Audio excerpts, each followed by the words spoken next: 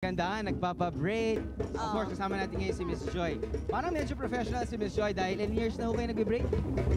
Going on 4 years na po. Going on 4 years, parang medyo automatic na yung paggawa ni ma'am. So, paano nga ba mag-braid? Left over right, right over left? Ano bang nangyayari dyan, ma'am? Actually, full ng hair. Okay. Tapos, divided into 3. Divided into 3. It depends. Left over right or right over left. Okay. Left over right, right over right. It depends. Ano po yung gusto ninyo? At gumagamit kayo ng rubber band. Rubber bands. Ito po, yung spray kailangan. Pwede bang malalaki? Pwede. Braid. And then, look what I'm doing. Oh, pwede ba yan? Parang banig. Pwede rin. Pero kailangan magaling ka mag-maintain. Opo. Kasi hindi, babaho. Yes, babaho po siya.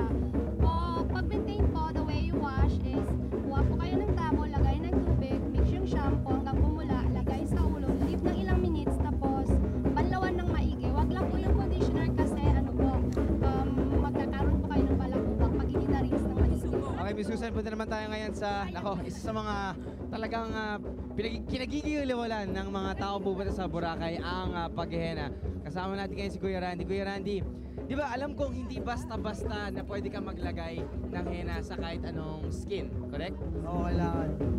Kailangan may skin test na lagay dito sa yung gilid ng kamay. Tapos, after 30 minutes, balik ka sa NRTs kung walang reaction.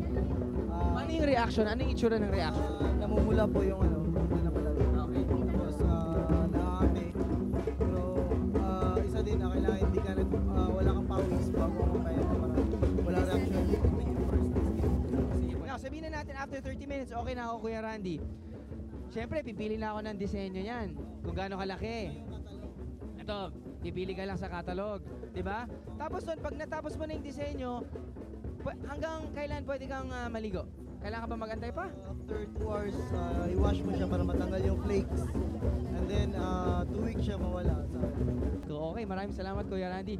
Kita niyan, napakadami po ang pwedeng gawin dito sa Island of Boracay sa aming pagbabalik. Nako, marami pa talaga kaming gagawin. Of course, with Monica and the very sexy Miss Susan, which will reveal herself later on. Sa aming pagbabalik. Babalik po ako ng init. Miss ko daw, mami, sumunod na lang.